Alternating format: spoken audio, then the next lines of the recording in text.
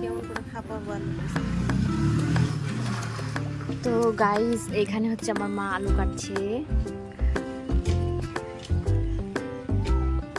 আর এদিকে হচ্ছে আমার বাবা জমিটা তৈরি করছে। আমরা এখন আলু লাগাচ্ছি।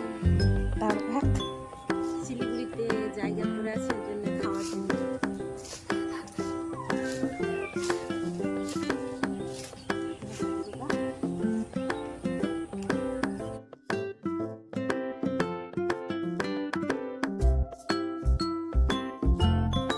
তো এখন চলো তোমাদের দেখাই আমাদের এই ছোট বাগানে আমরা কি কি লাগিয়েছি সবজি। চলো।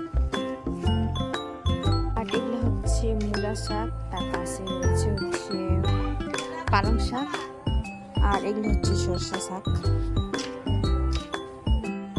তো এই যে এখানে দেখতে পাচ্ছ এগুলো আলু লাগানো হয়ে গেছে। আর এদিকে কি কি আছে, এখানে আছে লঙ্কার গাছ, এই যে।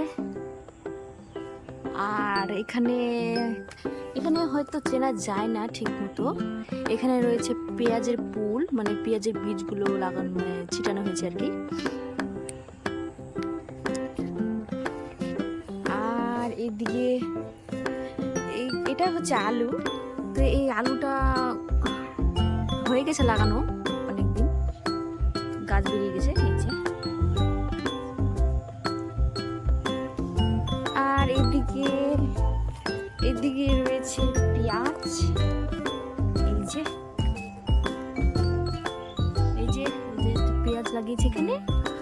আর তার পাশে রয়েছে রসুন, এই যে রসুন।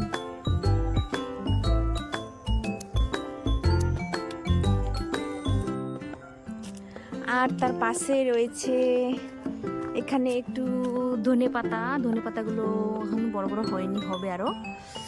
আর ওইদিকে রয়েছে এক দুটো রাই শাকের গাছ। আর এখানে রয়েছে বেগুন, এই যে।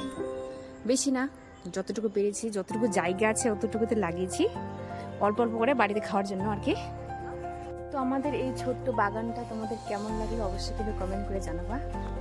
ওকে, টাটা, বাই।